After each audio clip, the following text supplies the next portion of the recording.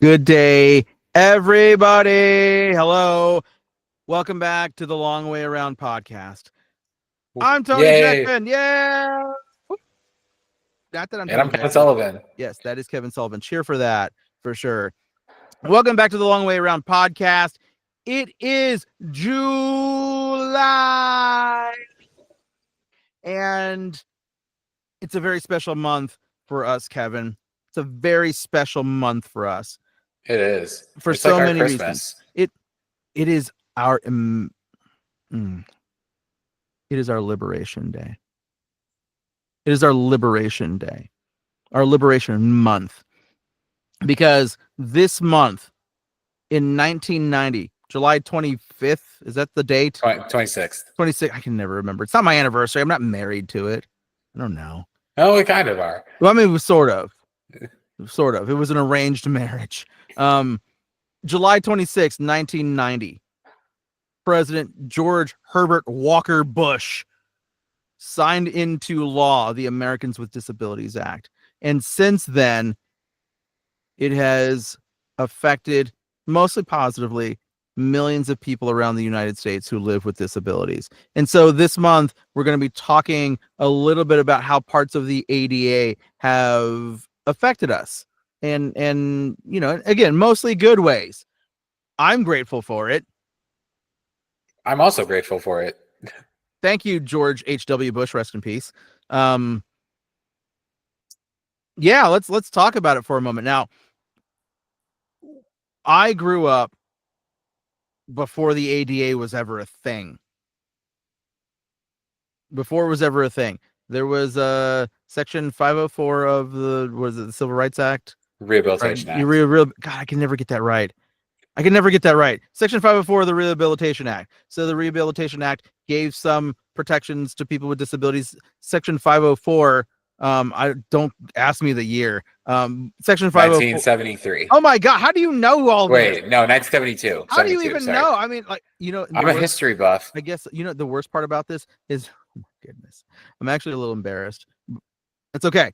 It's okay. It's gonna be all right. I actually, I got a chance to interview Judy Heumann a couple of years ago, right when her book came out. It was not just me personally; it was a group of us, because she was doing all the PR stuff for her book when it came out, which is a great book. If you haven't read it, you should. It's really good. I need to. It's really good. So like I know all these things, right? Because I read about it and we got to talk to Judy Heumann, rest in peace. He was a huge champion for disability rights, an advocate, and was part of that on the ground fighting for our rights. And was on that stage, you know, in 1990 when President Bush signed the ADA. So I'm impressed that you know the years. Anyway, Section 504 of the Rehabilitation Act gave us more rights. It was the precursor to the ADA. Now the ADA had much more effect on everything, right? It was wide sweeping. I'm not going to get into it because I can't, and I'll sound like an idiot more so than I'm do already sometimes. So I'm not going to get into it. However, it gave us protections in the workplace. It gave us protections out in the community. It gave us, you know, the right to file complaints against people who are discriminating against us. Right now, you know, I will say the one thing is that, like, the ADA, although it's law, it's not super. I mean, it's enforceable. The penalties. It's enforceable to a degree. It's enforceable. Some people don't pay attention to it though, because there's not any bite to the enforcement. You know, fines here and there, people pay them, whatever. However, outside of that, it's done a world of good for so many people with disabilities, right? And so today, I promise this will be an interesting topic. Don't leave yet. Don't leave. We're talking about stuff. We're talking about how the ADA has affected us in terms of navigating public spaces. Because, like, if you watch old TV shows in like from the 50s and even the 60s and 70s, like, one thing that most of you may not notice, even though if you have a disability, you'll definitely notice, is that there are no curb cuts on any of the sidewalks from those times, right? I always look at that when I'm watching something that like takes place in the past. Right. There are no curb cuts, right? Because that is historically accurate. Now there are curb cuts in most places, even though there are still some places that lack them. I ran into one yesterday. It's a lot better than it was, but they definitely there are still spots where they should be installed and they're Yes. not. Yes. And so it's been great though. The ADA has been wonderful in so many ways, right? Especially in public spaces. Mhm. Especially in spaces that have received federal funding, because those spaces are required to be wheelchair accessible, handicap accessible, right? Now, handicap accessible means a lot of different things to a lot of different people. There is a baseline that has been laid out. And so accessibility now is so much better than it was 20 years ago, even 10 years ago. There's so many more accessible spaces these days. And accessibility is now being included from the design stage, right? It's called inclusive design. And it's wonderful, right? Kevin, how many times have you gone to a playground and seen like playground features that you're like, oh, that was built for a kid in a wheelchair? Yeah, definitely more and more. And that's good to see because I remember going to the park when I was a kid and I would always have to just like watch my friends run around on the wood chips and all that. But I think it's important to mention that the ADA does only apply to either new construction or like significant renovations. So there are still buildings that are inaccessible because they're grandfathered in. Yeah. Unfortunately. Go to anywhere in an old city like Mm-hmm. Chicago where you live, right? Yep. You know, There's a building right by me that's like a 5-minute walk from here. It has an ice cream shop, but it's not wheelchair accessible because it's in a very old building. have you ever gotten That's ice cream historical. from there? I did once, but I didn't pay for it. So I guess that makes it okay. See?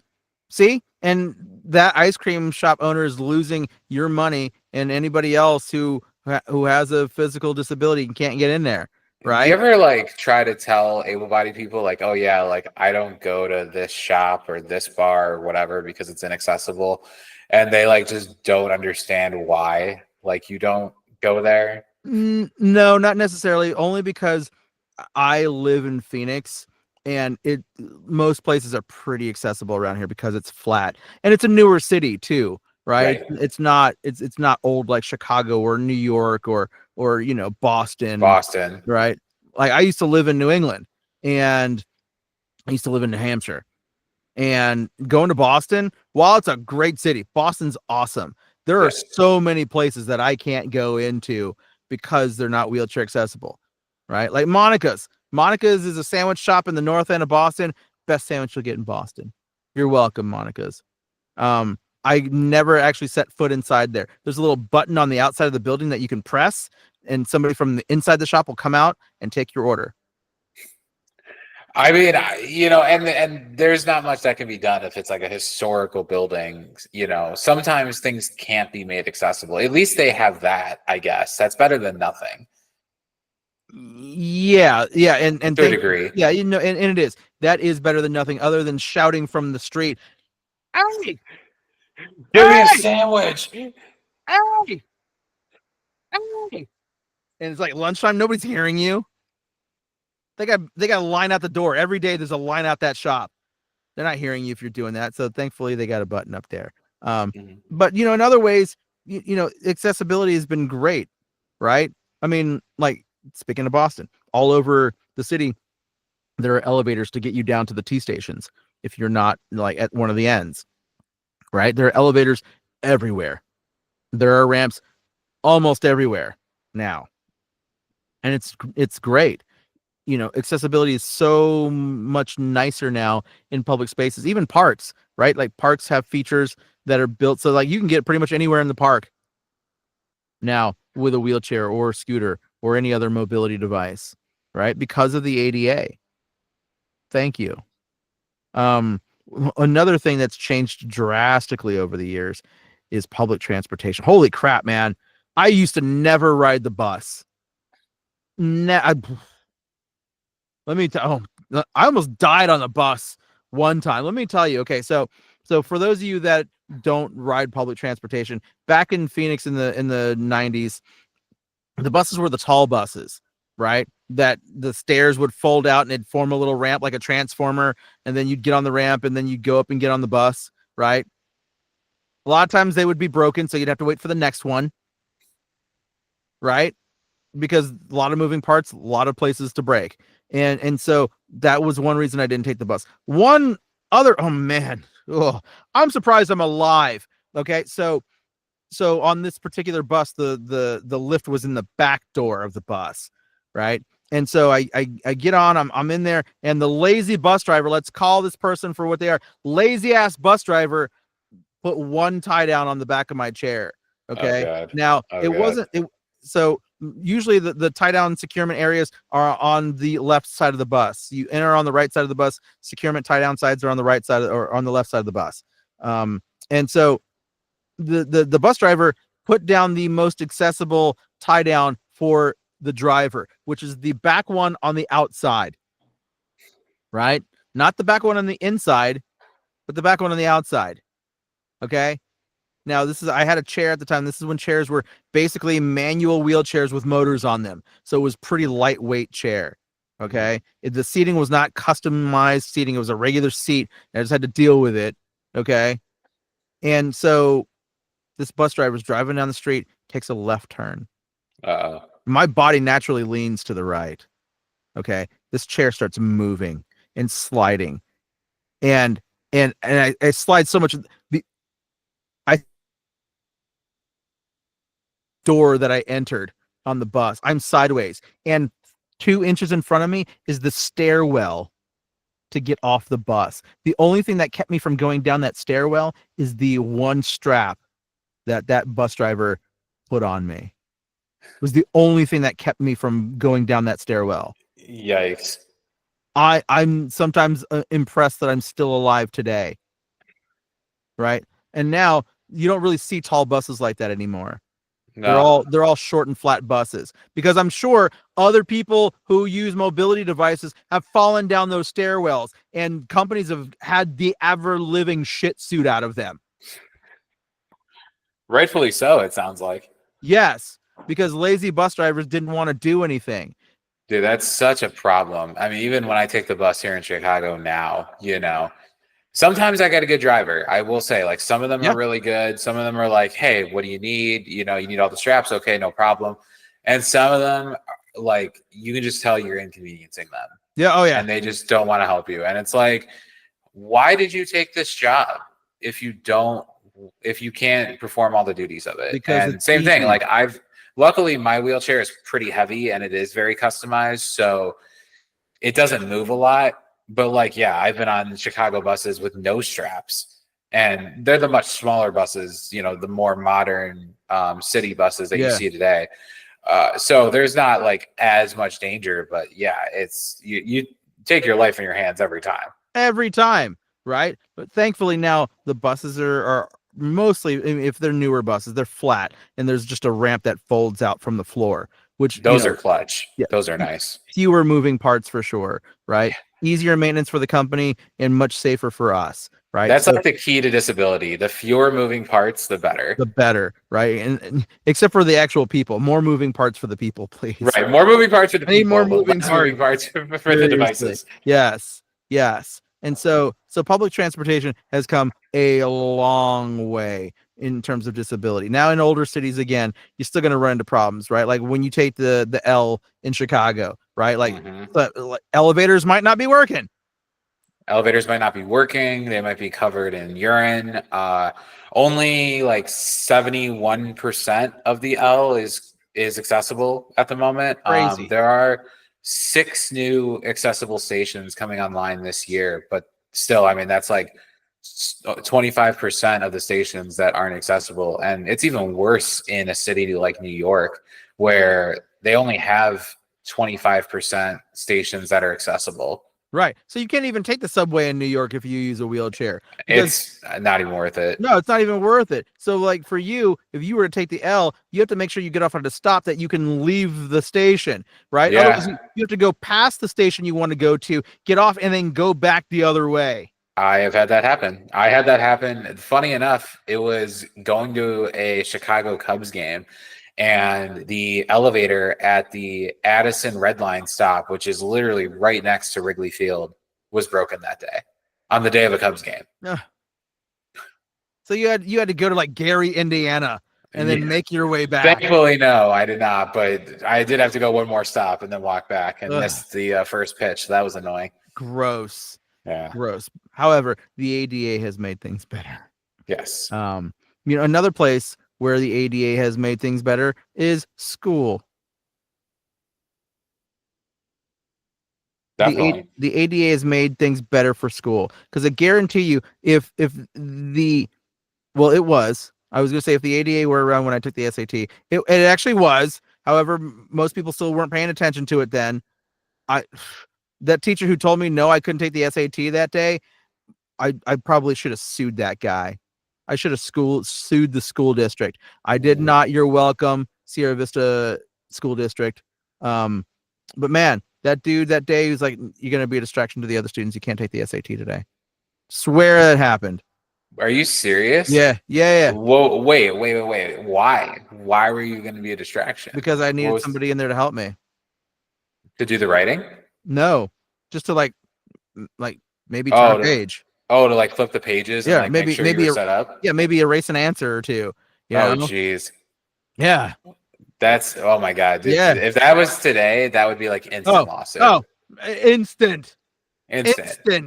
Yeah. I would have had America's law firms. I would have had Johnny Cochran rise from his grave to take that one on because that's an easy win. Rest in peace, Johnny Cochran. Yes. So schools are much better. Schools are accessible these days. Teachers, school districts. Well, let me say this. Let me say it like this. Schools are more accessible these days.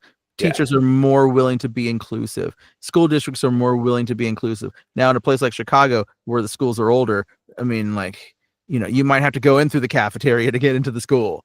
Under 60% of schools within Chicago public schools are accessible. That's crazy. Which I find wild. Yeah. But also I benefited from kind of growing up with the ADA. People were very much still learning at this point when I was in school. And I had a lot of teachers who were really good about accommodating me. They understood my limitations. But I will never forget my freshman year of high school. I had a project where me and a partner, we had to build a bridge, and our grade was determined based on how much weight the bridge could hold. The week before the project starts, and this is like a class project, like everyone's paired off into teams. The week before the project starts, my partner breaks his arm. So between the two of us, and he's able-bodied, between the two of us, we have one fully functioning arm to build this bridge. We built the worst bridge. On the day that we were testing them, we bring it up there, and our teacher attaches the plate, and it falls apart. Didn't even get a weight on there. And then a couple days later, the teacher is handing out the grading sheets for it. And she gave me and my partner a big fat F. You know what? F her. F her, F right? Her. Right. F you. F her. And that was the one of the very few times where I actually had my parents contact the school. And I was just like, this is complete BS.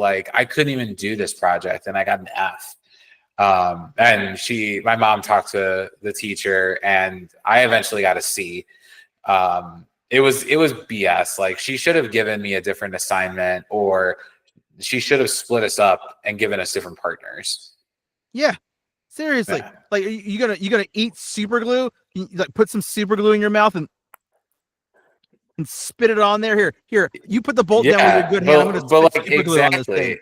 Exactly. It's how did the thought never cross this teacher's mind of I don't know if Kevin can do this. Come on, Kevin. So I don't even see the wheelchair, Kevin. I don't see you for your disability. I don't see you for your disability. Yeah. I hate it when people say that shit. I didn't even notice your disability. You mean you couldn't hold a screwdriver to bolt that down? You mean No!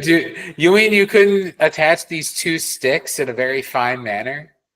No, I couldn't. I'm gonna give her an F. You get an F, Yeah, Mrs. Craddock, Mrs. Crack.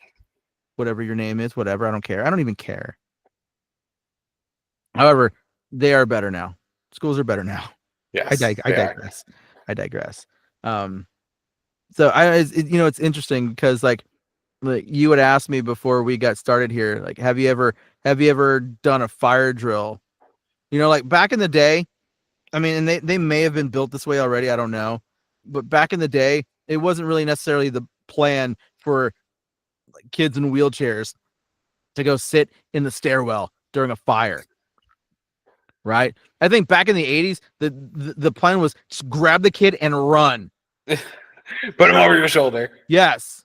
Grab Yeah. the kid. But people get lawsuit happy and people don't want to get sued in case the kid, scrapes an elbow going out the door, gets some arm hairs singed off from the fire. Right. And so now the result is stay in the stairwell and hope that the smoke doesn't get in and suffocate you while you wait for the fire crew to show up. Literally, yeah. Is that what you did? Protected. Yeah, that's what I would do. In elementary school, it was nice because the second floor of the building, like there was a spot where you could actually exit outside from the second floor and you were like on ground level. When I got to middle school, that it wasn't designed the same way. So if I was on the second floor and the fire alarm went off, I had to go to the stairwell and like just close those big metal doors and just hope that the fire department knew where I was and they would come and get me. I remember the first time it happened, I was like, this is really the plan? Yes, this is the plan. And this is the plan. This is all we got. Yes, and pray to whatever deity you believe in that the smoke doesn't get in. Just pray, because that's the plan. All right. This is one thing that I liked about living before people were worried about getting sued, because like then the teacher would have just grabbed your ass and ran out the building with you. Right. I definitely had some teachers who I think would have done that anyways. Yeah. But yeah, I mean, everyone's afraid of getting sued. Yeah, they're smart. They're like, I'm not going to leave this kid in here by himself. He's the only person left in there. Do you think the aide's going to stick around and wait for you too? No. Okay, wait. The fire drills were bad. You probably never had to do this, I assume, because you're older than me. Active shooter drills. No. Dude. No. That was like, I remember doing those. And back then, okay, the guidance has changed a little bit. When I was in school, they told us to get in the corner that's like away from the door. And use Kevin as the shield. And hide. Well, that was the best part. So they wanted everyone to like sit on the ground and like huddle together as close as they could. Yeah. But like, I can't sit on the ground. So what we would do for me is 2 kids in my class would be assigned to grab the bench that I sat on and they would move it against the wall. And then I would sit on this bench, like against the wall while everyone else is on the ground. I'm like, okay, well, if the shooter goes to the window, then I'm screwed.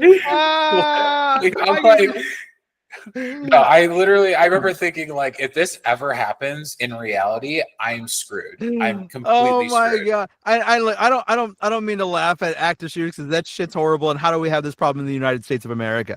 What I'm laughing about though is I can just imagine the shooter coming in, everybody's huddled in the corner, and there's Kevin sitting there with a stupid smile on his face, sitting there in plain sight. Your ass is getting shot first. Yeah, exactly. What the hell? Like, how is that even a plan for you? Just grab me out of my chair and throw me on the ground. Yeah. Please. This is also the plan for tornado drills. You're getting swept up first, too. Yeah, exactly. You're the tallest object in the room. I think I was just the sacrificial lamb. Kevin Sullivan, human shield. Human shield. That was seriously. Me.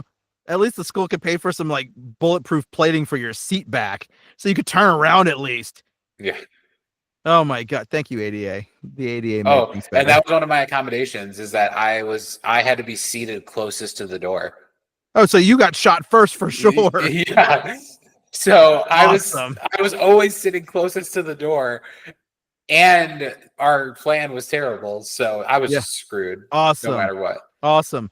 Kevin's Yeah. going to school in a Kevlar vest every day. Yeah. Jesus, guys. What the? Thank you, ADA. You made Well, it things would have been better. better than the mountain climber vest and the helmet that they made me wear instead. What? Yeah, I told you. I mentioned that on a previous episode. At recess, I was the kid who had to wear a Oh, helmet. God, yeah. Ah, sweet baby. Oh Yeah, my I goodness. know. I Wow. know. Wow. I However, know. I'm traumatized from that. oh, I'm traumatized for you. Active shoot. Like, put the bench in front of the door, and Kevin's still sitting there in his No, no, chair. no. It wouldn't be in front of the door. It would No. be like off to the side. Oh my God. And you're sitting But on the bench. but like my desk would be like closest to the door. My Yeah. goodness. It's a good thing you never had that in your school because you were definitely going to take a bullet. Yeah. Ugh, Exactly. thank goodness. Yeah. So, okay. Well, let's just say that our litigious current culture prevented people from just grabbing us and leaving. This is Yes. why, like, okay. It's okay. It's all right. We're getting off topic here. I love it. We're just getting off topic here. Ah, all right. So, okay. Well, that's okay. So, we've agreed, though, that the ADA's made schools better overall. It's Yes, also it made has. workplaces better.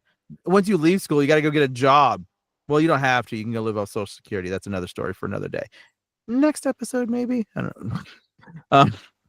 So you could go get a job. And back in the day, like workplaces didn't have to provide accommodations. They could just do whatever they want, and they could tell you to go home and watch TV because we're not going to do this, and they could. However, when the ADA came along, they could no longer do that, and so people had to make accommodations, reasonable accommodations, right?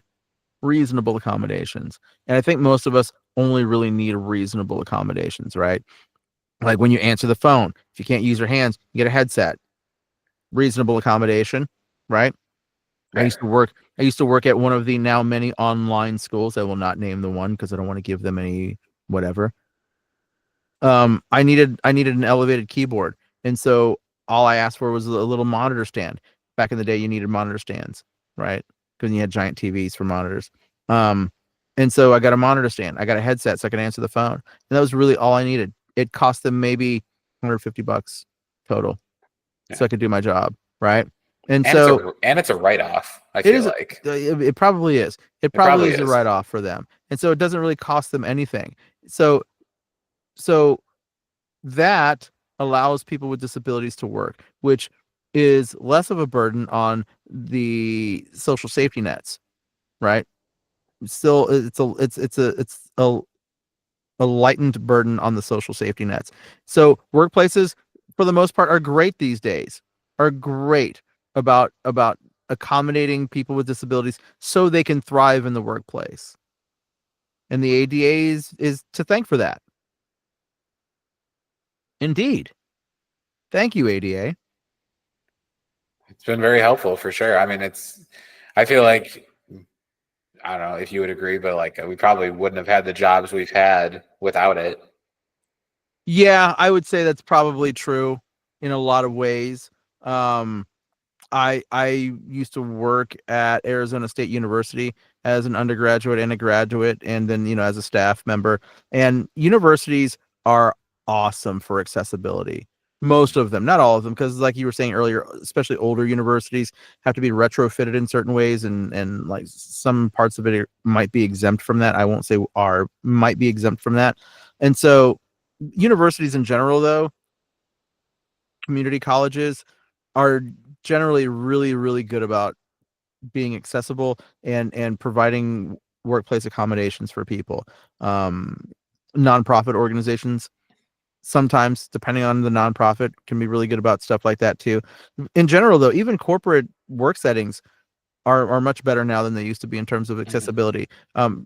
Buildings have door openers, automated door openers on them now, which a lot of buildings didn't then. And even if you aren't necessarily disability focused, you will find door openers on more and more places, right? Like I recently went to a museum here in town. I will name them because they're an awesome museum. If you ever come to Phoenix, go to the Musical Instrument Museum. It Oh, I've is heard good things about it's that. awesome. I love it. It's such a cool place. So I went there recently with a friend, and there are automatic door openers to let you in addition to people who are working the doors to greet you when you get there. right? Every door pretty much to go outside has an automatic door opener. That's nice. Awesome. There's elevators in there because this museum is 2 floors. There's elevators in there so you can go upstairs. And it's great. It's awesome. You go into a lot of city buildings, there are door openers everywhere, right? It's awesome. I love it. Now, one place that isn't awesome for accessibility is a restaurant. Depends on the restaurant, but yes. Depends on the restaurant for sure. There used Yeah. to be an Applebee's down the street. Rest in peace, Applebee's down the street from me because I miss you. They had multiple levels, but there were ramps to get to the multiple levels. Like the bar was not on the ground level; it was like a level and a half up, right? Mhm. There was a ramp though to get up there, so you can go to the bar. A lot of other places though, not super accessible. Not super I feel like with accessible. I feel like with the chains, you're better off. Like you're Yeah. usually good. The mom and pop places, like you never know. There's a place that's like right down the street from me. It's like a mom and pop restaurant. Their food is really good, but the restaurant itself is in like an old house, Ooh. and the inside is so small. Like I honestly never go there, at least like not during the I go only go there during the summer Mhm. because they do have a huge patio, but the inside is it's just too cramped. Like there's just no room to maneuver whatsoever. So restaurants and stores. Like I'm sure Yeah. you've gone to some stores where you enter and like the merchandise is just so close together that there's just like nowhere to go. Oh yeah, for sure. Basically. Oh, for sure. I mean, Yeah. there's a record store not too far from me, really crowded in there. It's a cool Mhm. place. It's a cool joint. It's just really crowded in there. I will say so. Some restaurants are really good about it. Even like locally owned joints are really good about it. There's a place here in town called the Chuck Box. It's my favorite burger place in Arizona. It's like in this old wooden shack, right? It looks like just looks like a wooden cabin, and the doors themselves are not accessible. They're like heavy wooden doors. However, there's like a like um asphalt ramps. They're not ADA compliant or anything, whatever. But you can get in if you use a wheelchair, because I'm sure when that place was built, those were steps to get in, Mhm. right? However, because Arizona State University is a huge destination for students with disabilities, right? And people who use wheelchairs and other mobility devices love burgers, especially when they're grilled on an open flame. Oh, Chuck Box is so good. Both doors, there's a front door and a back door, have like asphalt bumps to let you get in. I can get Mhm. in there. There's a place in Virginia I went to. It's like a butcher shop, but also a restaurant. Really good stuff. I can't remember the name of it. It's in an old house. Like if you ever go to like the Mid Atlantic, you have like these old like houses with these giant patios, like these old Victorian style homes with these giant patios that wrap around the entire house, right? Mhm. With stairs, right? Now this house didn't have a ramp. However, around the side of the building, my dad thought it was a dumpster. I looked a little closer. It was actually a wheelchair ramp to get into the building. Not a ramp. It was a lift. Not a ramp. It was a lift. A lift. Yeah, that Yeah, makes more it was sense. it was a lift to get into the building, which I thought was really cool. That Yeah. whoever thought of that put that in there. Somebody thought enough of it to put a wheelchair lift in there so people like me could get in. And I got in, and I was like, "Your meats look delicious," and we're about to buy a whole bunch of them, and we did, and they were delicious. Yeah. And so it's nice. It's good to see, even though people aren't necessarily required to make accommodations or build features that improve accessibility, more and more places are doing it these days. More and more places. And even if they're not accessible, I find that a lot of places are willing to make it work the best they can. Yeah, I agree. It's always great to see, especially when it's like an older business or it's in an older building, and they put forth the effort to actually make it accessible. Yeah. I've actually been kind of consulting with someone who they own a bar up in Milwaukee, Wisconsin, and the building itself is like I think like 120 years old, Mhm. maybe older. It's a really old building. But she's been talking to me because she wants to make the bar ADA compliant, and it's probably going to be in 2 phases. But the first phase, they're going to install a ramp here, and it's actually going to be Nice. done this summer. So this bar will finally be wheelchair accessible for the first time. I think by like the middle or end of July, it should be done. So, I love it. I think it's great to see that. I haven't even like visited this bar yet, and we've had several calls about it. But it's good to see. And I think it just shows that like most places can be made accessible if there's enough, investment, if there's enough interest, and then there's just enough will to get it done. And it's huge because there are billions of dollars just waiting for you out there from people with disabilities, right? Willing to spend their hard-earned money at your establishment, right? And if you're not accessible, you're leaving those people out. And so, the ADA paved the way for a lot of that over the 35 years. One place though that still has not been touched really, even though it's getting better, still a long way to go. Beaches. It's getting better. It is But getting yes, better. agreed. Beaches are tough. Now, what you're starting to see now more are mats that are designed for wheelchair users and people who use other mobility devices that lead from the hard sidewalks or the wooden boardwalks out onto the sand. Because if you ever use a wheelchair, this thing is sinking within 2 feet. I actually have a video of myself. Oh my God. My friends we were in Atlantic City, and we wanted to see how far I could go in the sand. Oh God. Big mistake, huh? No, it was fun. I made it like a good 50 feet. Oh, okay. I mean, it was pretty hard sand that day, so I made it in pretty good. Yeah, I've done that too, where I've gotten stuck in sand before. But beaches are hard. Beaches are challenging, right? When I lived in New Hampshire, I would take the train up to Old Orchard Beach in Maine every once in a while. Just I wanted to go hang out for a little bit. So could never get on the sand ever. So I just had to find places I could go that gets me close enough, right? Close enough to the water. Beaches are getting better though. Amusement parks are another place that still not great, however much better these days, right? Like you got yes and no. Yes and no. I think it's better, but I've noticed that a lot of amusement parks have policies now where if you wear like orthotics, you have to take them off before riding certain rides. So I actually haven't been to an amusement park in a while because of that. I want a roller coaster where you can strap your chair in, although that's a lawsuit waiting to happen. I don't know if I want to ride a roller coaster in my wheelchair, to be honest. That seems scary. That's death waiting to happen. Yeah, that is like, oof. Could you just imagine like me in my power chair, like on the front of like, oh my God, just doing like a loop in a roller coaster? What about those roller coasters that are suspended, right? Could you imagine your 400-pound wheelchair getting flung around? The centrifugal force of that would just throw you out of that car and you would go flying. Yeah, no, thank you. I'm good. I value my life. I don't know if I do, if I'm coming up with these ideas.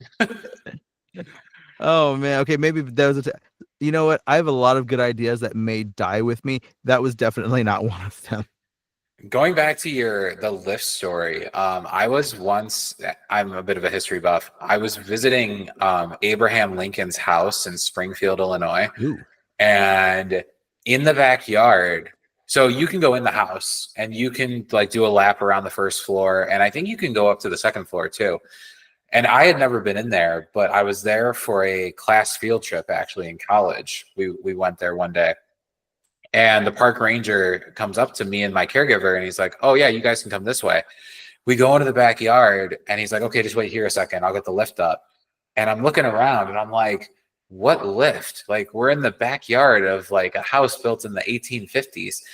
and he grabs these railings and he puts them into these holes in the sidewalk, and all of a sudden he hits this button and up pops a lift from this wooden sidewalk. It was Love like the coolest thing I've ever seen.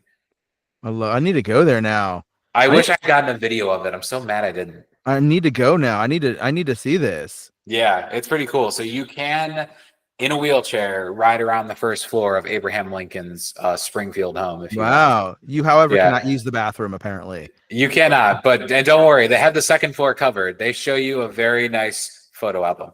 Oh wow. Okay. All Yeah. right. I like that. Okay. All right. All right. So, a photo album. Okay. Fine. However, thank you, engineers. Thank you, ADA, for making at least that part possible to get in the house. Yeah, Thank you. exactly. So, I mean, the ADA has done a lot of really good things for people with disabilities since it came about July 26, 1990. March, whatever. Anyway, so thank you, ADA. Thank you, activists, everybody who put their lives on the line to make this happen, because now anybody who comes around now will never know what life was like before it, and it's awesome. We hope. We'll see. Don't jinx it, Kevin. Hey, I'm just saying. Don't jinx it. Times are interesting right now. Hey, look, don't jinx it. And look, even if people tried, it would be bogged down in the court systems for decades. That's my hope. Yeah. Nobody's gonna. And special shout out to Judy Human, R.I.P. That's right, Judy Human and all those other folks. Like they were laying it down. They were laying it down laying themselves on the line to make this happen. If you want to find out more about her, to our listeners, I highly suggest watching Crip Camp on Netflix. Fantastic documentary. Read her book. It's great. I don't remember the name of it. I don't remember that. Just look up Judy Human, Heumann. Rest in peace, Judy. Yeah, read the book. It's great. Crip Camp's cool movie as well. Yeah. So there you go. Thanks, ADA. We love you. Yeah, we do. We heart you. Yeah, we do hearts. I can't do the heart hand emoji. Just imagine it. Neither can you, Kevin. We're doing it. Yeah, exactly. Yeah, We're doing it in our minds. No, I can't even do it with my mouth. It's okay. Ooh, there you go. Okay. Just look at that. Oh, there you amazing. go. That was There you go. amazing. See? That was amazing. So Good all job. right. Yeah, thank you. All right. We're gonna get out of here. This has been episode 10 of the Long Way Around podcast. I'm Tony Jackson. And I'm Kevin Sullivan. We'll see you next time. Goodbye. Happy birthday, ADA. We'll talk to y'all soon. See ya.